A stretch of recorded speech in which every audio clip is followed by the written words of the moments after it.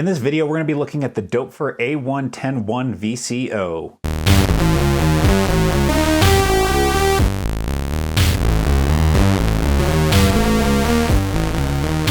So for those of you who don't know what Doepfer is, they are the OGs of Eurorack. These were really one of the companies that started it all. But the really interesting thing about Doepfer is that while these other modules that I've demoed recently are these like kind of crazy, insane effects modules, Doepfer is all about the essentials. And so they really start from like synthesis at its core, where, I mean, what this thing does is it outputs a saw wave, a square wave, a triangle wave, and a sine wave.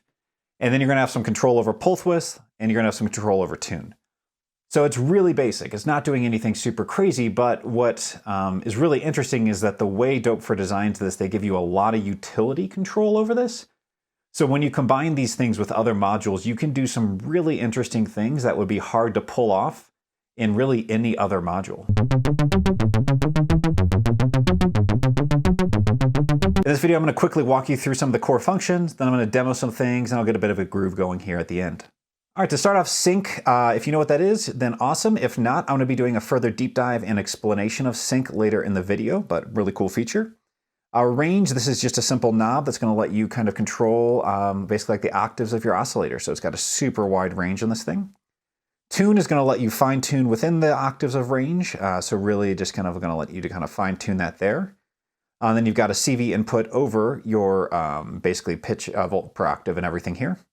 And you also have a second CV input, which is really interesting. And this second CV knob is an attenuator. So while this one tunes your oscillator, this is going to attenuate your second CV input, and that's one of my favorite things about this module. And we'll get into this more in later detail, but how you can literally run two sequences or a sequence and an LFO into this at the same time and get really cool outputs and effects from the ability to have two CV inputs. Next down here, you're going to have pulse width. This only affects your square wave, so it doesn't actually affect any of your other waves. But basically, pulse width is going to let you manually control the width of the pulse. Of your square wave. And then this is another attenuator, so you have two controls over the CV of your pulse width. So again, really cool stuff we can do there. Excited to show you some of the features and try that out later in the video. So again, really cool stuff here. And so at the core, the big thing to realize, and what I don't think a lot of people understand, is that the power of this module is in the double CV inputs for your pitch and the double CV inputs for your pulse width. That is what really makes this VCO kind of unique and different. All right, so to start off, I'm just gonna go ahead and plug into the various outputs. So we've got our saw wave,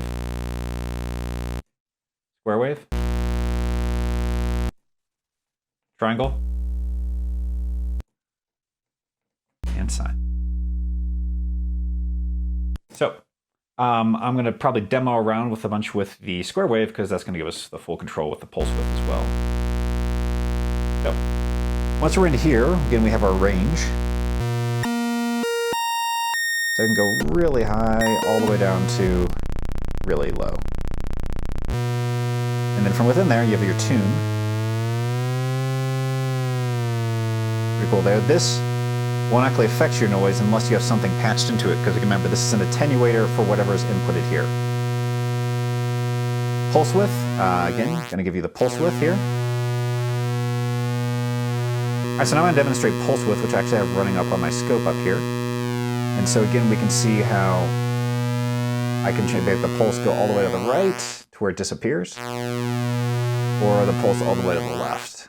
And you can just kind of mess around with that in the middle.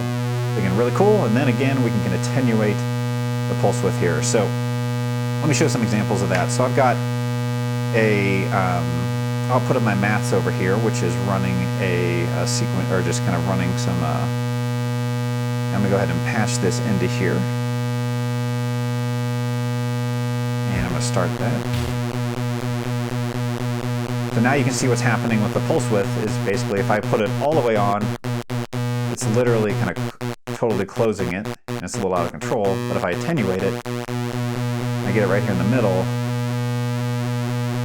I can get that kind of cool shimmer effect here going on. Again, really cool thing there. If I were to put this in the top one though, I can't attenuate it in here, so I can only just try to hopefully get it to maybe be at a spot where it doesn't totally overload, but Unfortunately, it's gonna overload. But what I find is this is also like a really cool feature you can do where you do have it cutting out. So again, you can do some pretty interesting things with that, but for now we're gonna go ahead and just and we'll leave that pulse width in the middle. So you gotta set your pulse width because again, this is gonna modulate on top of this. So, you know, if it's in the middle, then it has room on both sides. But if I pull it to the edge, then it's basically still modulating and closing it off there. So again, it's kind of important to realize that as you get kind of close to the edge, some interesting things can happen, which can make cool sounds, but also can kind of destroy your sound if you're trying to go for a more subtle effect. Again, a lot of times you just want really subtle effects for these kind of things there. So again, really cool thing there. So, all right, so next we're going to go ahead and plug something into the CV.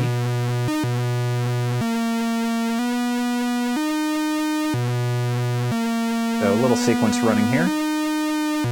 So, and pretty cool what you can kind of do with that, but what's interesting now is I can take a second sequence. I've got one running up from a beat step off screen. I'm going to run a second sequencer into this.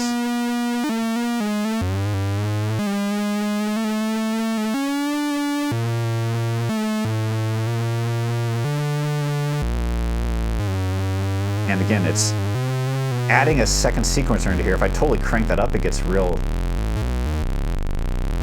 dirty, and it's basically you have two different sequences that are kind of fighting for each other in this, or basically this is really kind of compounding on top of that, the first sequence. But you can also kind of do some interesting things where it's just like, oh, okay, wow, this is, it's kind of almost like oscillating it there. And again, so you could do sequence there, or we could take something more like an LFO from a maths and do kind of some vibrato effect. So we can get a really subtle, or, you know, that's if you just totally take over the sequence, you know, not very nice there, but again, some really cool stuff we can kind of just do here. And you can kind of frequency modulate. So if you get up into frequency range here, you can definitely do some interesting sounds with that there for sure. Let's try to actually output the output of my subharmonicon. Curious what happens if I do that one. So again, you're just having multiple outputs, and you can just do some that is not always musical, but some that is definitely got some potential. All right, so the next feature I want to talk about is the sync feature up here. All right, so the next feature I want to talk about is the sync feature up here. So basically, this gets a little technical, but what is happening is, so I'm going to be running my subharmonicon as my core or primary oscillator, and then the A-110 VCO, I'm going to be taking the output of that and putting that output into the sync of the Dopefer. And so what that is doing is basically what that is saying, that every single time that the wave repeats itself and it starts a new basically transient, then basically it's going to repeat. And so regardless, and so basically that means that this is going to start new wherever this starts new, or wherever my subharmonicon starts new. But what that means is that this could be in the middle of, you know, a waveform, and then it would just cut off. So you get some kind of like interesting effects there. And this kind of image that I'm showing kind of shows an example of what I mean by that. But really kind of helps to hear what exactly this is going on here. So I'm going to bring in my subharmonicon here. And let me actually pull off that second sequencer there. And then we're going to pull up, I'm going to just run. So they're actually playing the exact same sequence. But you see, so they're playing the same sequence.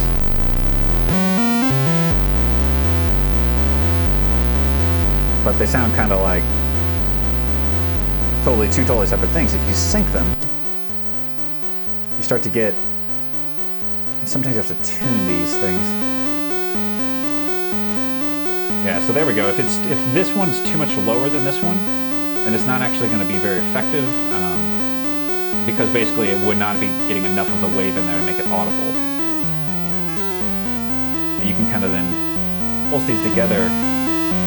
You get some interesting combos when you start to mash these things together here.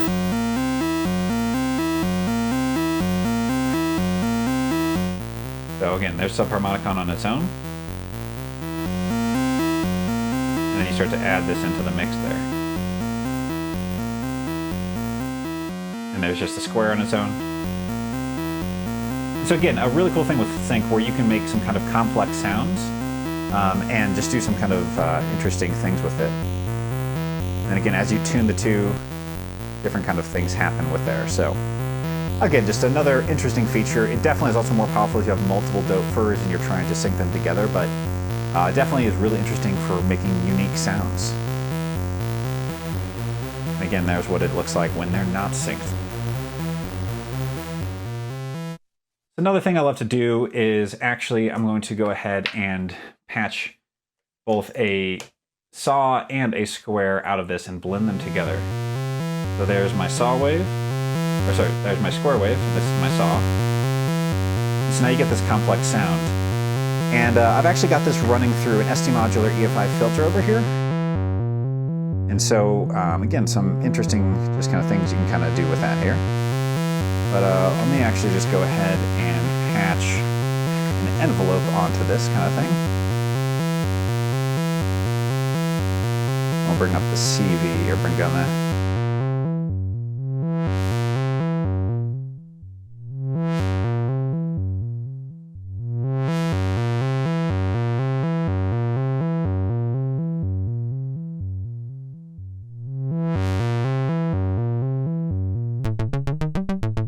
Say we go shorter, and you start to get some cool, again, more cool sounds coming out of that. We turn off the resonance.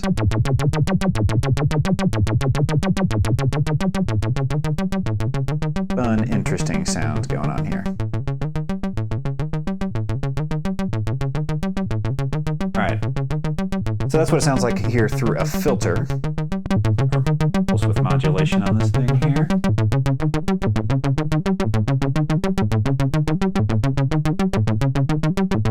You get some really interesting sounds going when you're just modulating all these.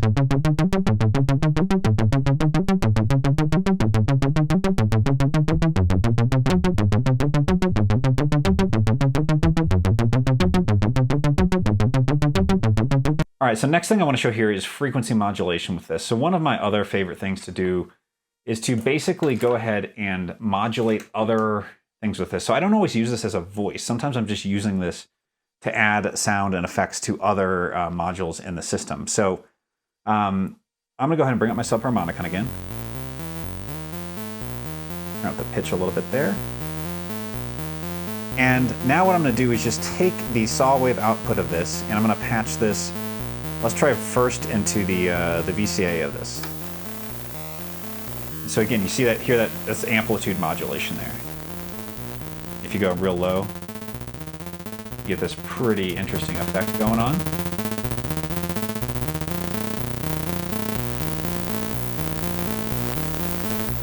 Really cool sounds there.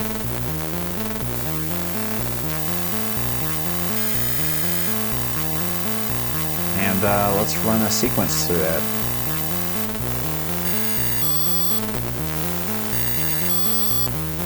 So again, some pretty wild sounds. Now let's try to take a cutoff, do the same thing through the cutoff. I'm gonna pull my cutoff down here.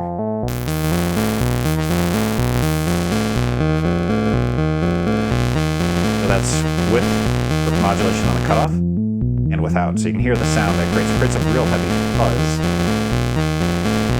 And then we can kind of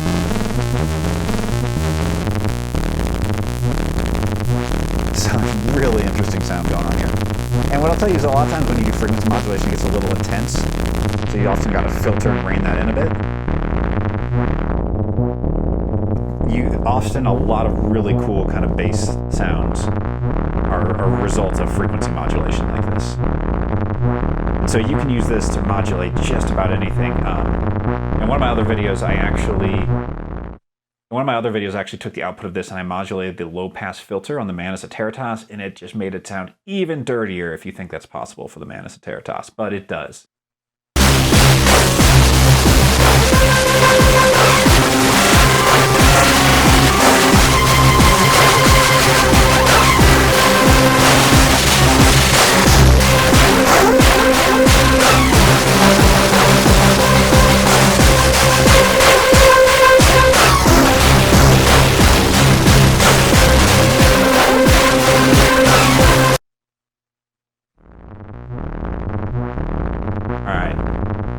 We got some gnarly stuff going here.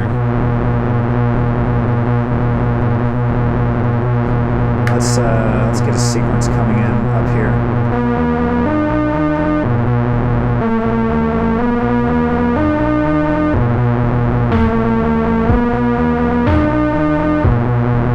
Let's see if this sounds decent.